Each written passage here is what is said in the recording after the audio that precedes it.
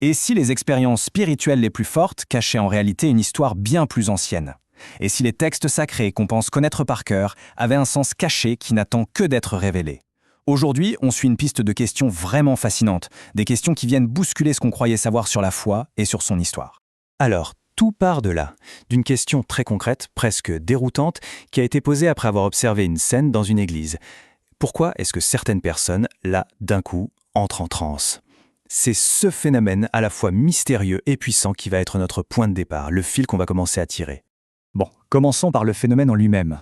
Avant de se lancer dans les grandes interprétations, il faut d'abord bien saisir l'expérience qui a tout déclenché. De quoi parle-t-on exactement? Il faut s'imaginer la scène. On est dans un service religieux. Le pasteur prononce quelques mots, et là, soudain, une vague d'émotions intenses traverse l'assemblée.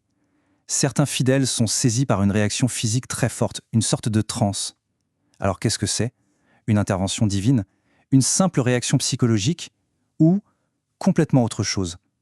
C'est vraiment là que l'enquête commence.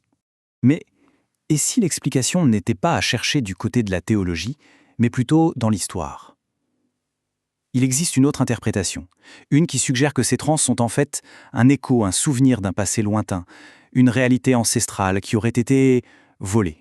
On se retrouve donc avec deux visions qui s'affrontent. D'un côté, pour les fidèles, c'est souvent la preuve que le divin se manifeste, un moment de connexion sacrée.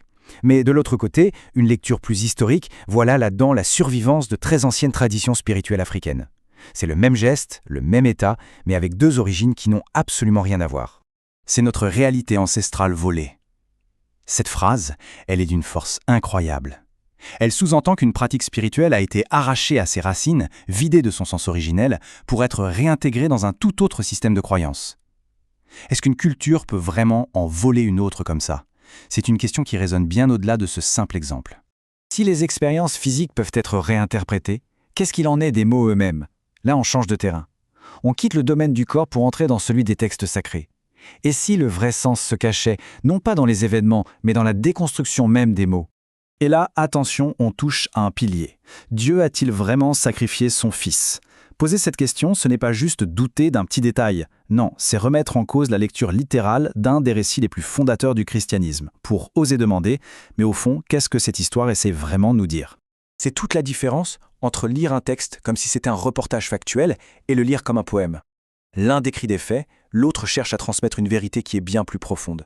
L'idée ici, c'est que le sacrifice d'un fils n'est peut-être pas un événement historique, mais plutôt un symbole très puissant sur la nature du sacrifice, de l'amour ou de la transformation. Bon, après avoir questionné les expériences et les mots d'une seule tradition, la logique nous pousse à voir plus grand. Si ces questions sont pertinentes pour un texte, pourquoi ne le seraient-elles pas pour tous? Et là, c'est le début d'une quête universelle, à travers les grands récits de l'humanité. Le but final, ce n'est donc pas de démolir les religions. Pas du tout. C'est plutôt de les explorer comme de véritables mines de sagesse. L'idée, c'est que sous les couches d'histoire, de rituels et de dogmes, se cachent des principes universels sur comment vivre une vie qui a du sens. C'est une sorte de chasse au trésor philosophique. Et pour une telle quête, bien sûr, il faut une méthode. Il ne s'agit pas de piocher des versets au hasard. L'idée, c'est d'appliquer systématiquement la même grille d'analyse, le même regard critique aux textes fondateurs du judaïsme, du christianisme et de l'islam. C'est une démarche d'une ambition folle, chercher un fil rouge, une sagesse commune au cœur même de ces traditions. 3 règles guident cette exploration. Premièrement, on cherche des principes de vie concrets, applicables. Deuxièmement, on ne s'arrête jamais au sens littéral des mots, on creuse toujours plus loin.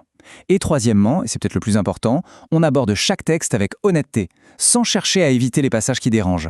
C'est un engagement à regarder la vérité en face. Finalement, après avoir suivi tout ce cheminement, il reste une dernière question. Une question qui ne porte plus sur les textes, mais sur la démarche elle-même, sur l'acte de questionner. Qu'est-ce que ça révèle sur nous, sur notre propre quête de sens, le simple fait d'oser poser ces questions? Et c'est peut-être ça, la clé de tout. Et si la véritable sagesse, ce n'était pas de trouver les réponses, mais de rester dans la quête?